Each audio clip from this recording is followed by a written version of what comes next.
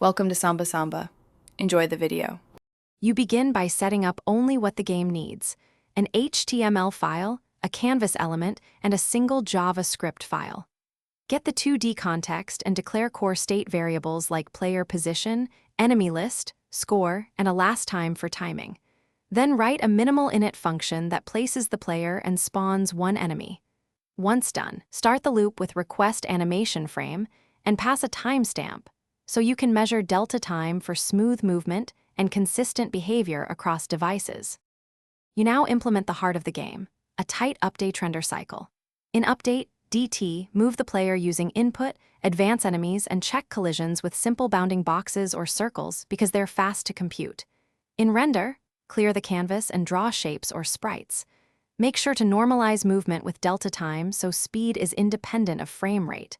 Once the logic is stable, add a lightweight state machine, playing game over. Paused so transitions stay clear, and debugging becomes easier.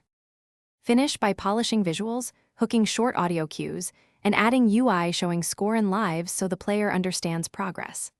Optimize by reusing objects, pooling bullets, and minimizing per frame allocations to keep 60 FPS. Once ready, export a zipped static folder or push to a static host and test on desktop and touch devices. If something goes wrong, first open the browser console and log key state values. Often a NA end position or missing variable breaks the loop, and the console. Thanks for watching. Consider subscribing if we helped you.